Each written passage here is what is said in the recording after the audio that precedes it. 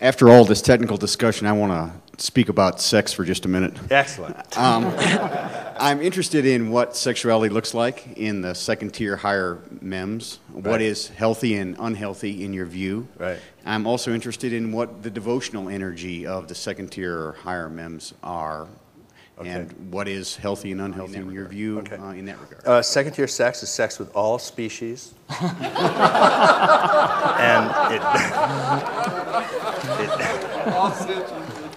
as part of a commonwealth of being. And we don't marginalize any of them. There's as is so often the case, sexuality and spirituality and words like that can have so many different meanings. And there's a narrow meaning of sexuality in the traditions is the energy that's confined to the second chakra. And that really means prana with a capital P that's basically being used at one level of expression for one primary purpose, which is the reproduction of the biological species. But then there's sexuality in a broader sense, which is eros, capital E. And so these two would be related by saying that there's an eros at every chakra or an eros at every level.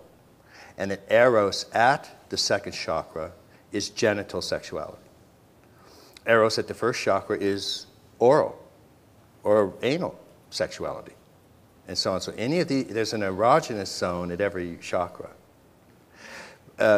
Eros, though, what happens is as it gets higher, there are more and more beings that are encompassed in the circle of blissful love embrace. And now that doesn't mean genital embrace.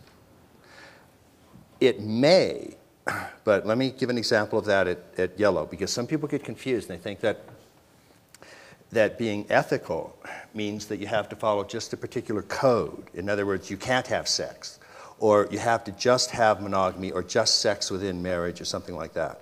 But by the time you get to second tier, there's almost no act that in and of itself is unethical. And what determines whether it's ethical or not is that the circle of intersubjectivity, the circle of communication of those affected by the action, is taken into account when you do the action. So you can have an open marriage if there really is, and this is self-deception is so easy here, particularly because the way men explain sex to women. Would tell you all the truth, it just takes too long.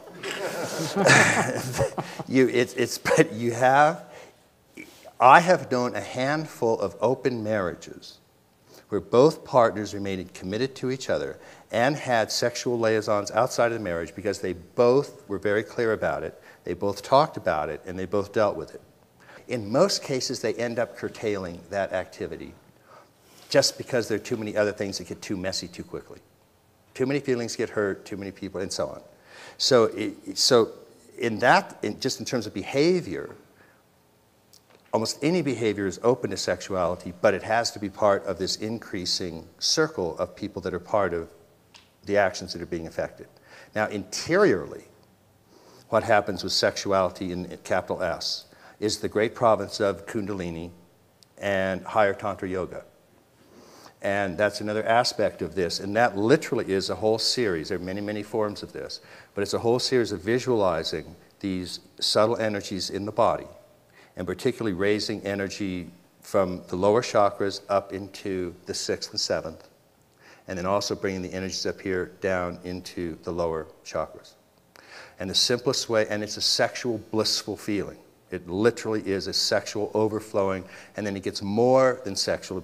It can only be described as bliss, and then it gets more than bliss and can only be described as God or goddess, that kind of thing. And typically the religions that engage in that have images of a man and woman in sexual union, and that's how you actually start visualizing yourself. And at some point you use what's called an action consort, which means a live human being with real sex.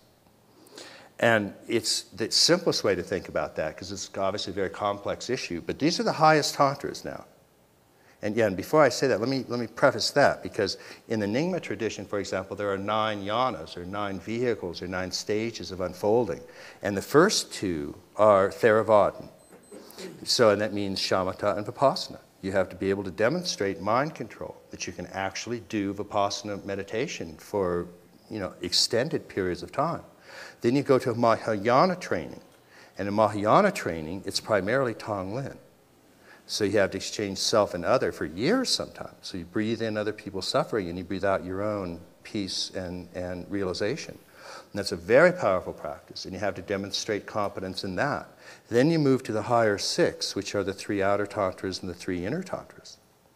By the time you get to the inner tantras, the highest of those, which means the 9th of 9, is Dzogchen or Mahaati.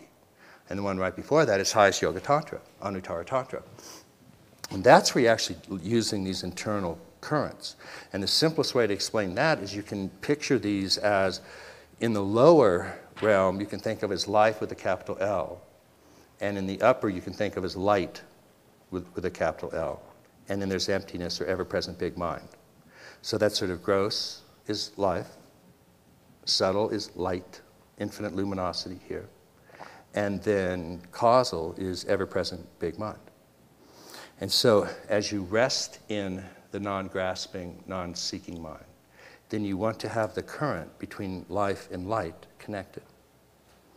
And so both starting in your visualization and then when you're actually making love with a sex partner, then on the in-breath, you bring light down and into life and into your partner. And then on the out-breath, when you breathe out, and you can do it now, if you actually breathe in, you can feel light coming down into life. You just go, and there's a fullness in your body, you can feel it. And now if you release life into light, just breathe out and feel it go to infinity. It's like,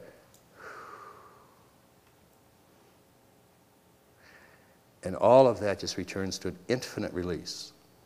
And then you can bring in again, and you incarnate on every in-breath. You actually come down into a body when you breathe in. It's,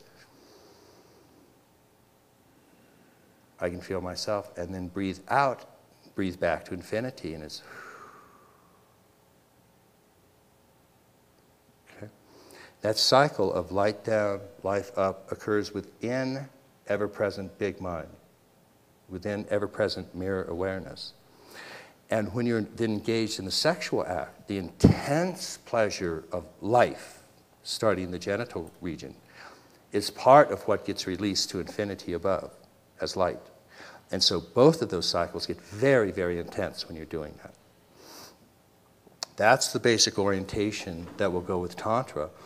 And then the phrase summarizing that is that bliss, realizing emptiness, arises as compassion. So when you feel this wonderful bliss circulating and you release it to emptiness, and then you breathe in, then you have a love and compassion for all sentient beings. And you do because you just got $1 million on the out-breath and now you want to share it with somebody. You're that full. So bliss, realizing emptiness, arises as compassion. And that's the circle of a higher use of sexuality and spirituality in that great cycle.